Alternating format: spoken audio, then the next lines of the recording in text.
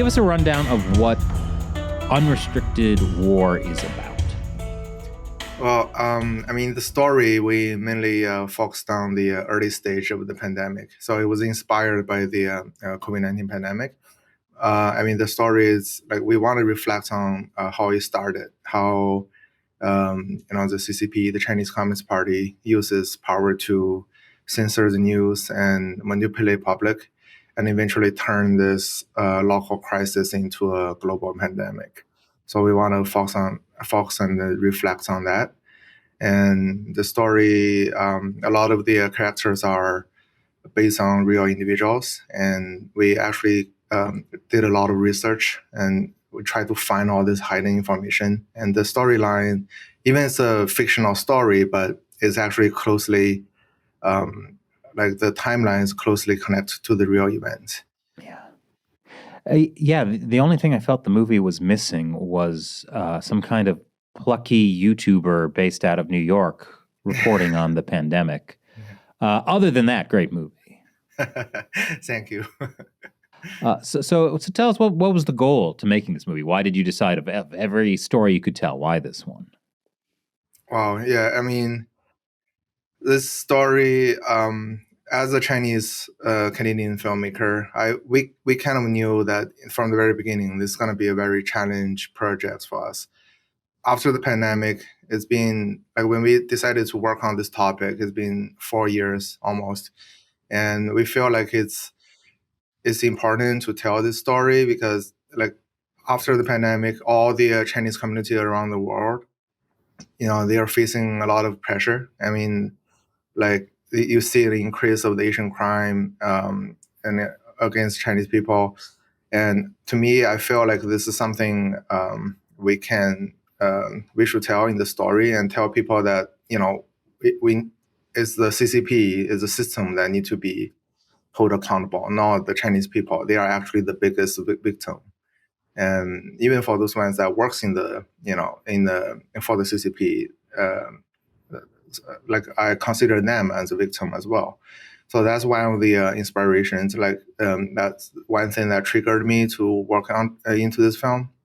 I just feel like it's important for us to reflect on this because we may not have a second chance if this kind of thing happens in the future. If something worse than COVID happened, we may not have a second chance. And so this maybe ties into why you called the movie The Unrestricted War. Yes, true. Yeah, because we did a lot of research and study around this topic and some related events as well, including you guys probably heard about the scientist was arrested. The Chinese scientist was arrested in the P4 lab in Canada, and some of the Canadian businessmen, the vaccine manufacturer was like threatened in China, all that. So we studied all these related events, and we realized that everything, like the pandemic and what they did, basically to weaponize this public crisis, and it highly aligned to the concepts of the unrestricted warfare, which is a military strategy concept brought up by two People's Liberation Army's colonels. So this concept, this strategy basically encouraged China to work outside of traditional warfare, to use all means necessary to defeat their enemies. That's why I feel like this, because to us, to most of the audience, especially the audience in the free world, we're not familiar with this concept because, to us, like warfare has happened on the battleground, it's between soldiers, but this is not. This warfare, this unrestricted warfare, is actually happens everywhere. Like especially right now, like how closely we are connected to China.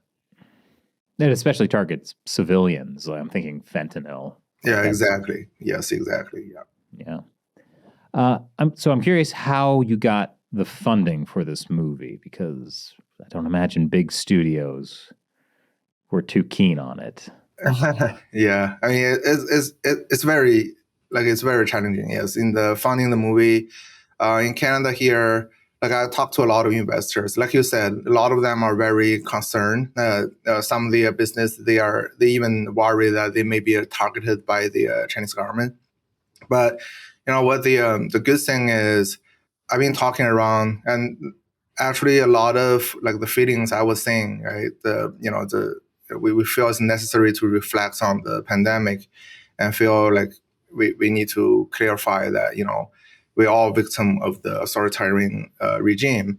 Actually, a lot of like filmmakers share the common the same feeling. So it's some very brave like investors and producers decided to jump on the project and work with me. They helped me a lot, and a lot of some of the even some local Chinese news outlet like NTD and Epoch Times.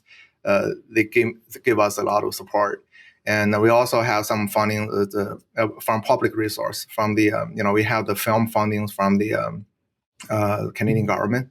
So it's a combine of like a lot of resources to make this. Yeah, it's not an easy process. Yeah, I'm surprised. Like after the pandemic, I would have thought more businesses, studios, companies, just everyone would be a little more willing to put the CCP to task. Well, I mean, you mean put CCP? What be less afraid of the CCP and be more willing to fund, documentaries critical, well, not documentaries, movies critical of, the pandemic, especially. Oh, I mean, there's still, so during making of this film, we talked to a lot of like local business because we need their support and like we need locations from them, right? And all that. And they're still worried. They're like, they still concerned about, they're going to become a target of the CCP. And all right, you know what you need to do. It's time to watch the movie, The Unrestricted War. Click the link below or scan the QR code on screen. And as always, we've got more of this interview on our premium website, ChinaUncensored.tv.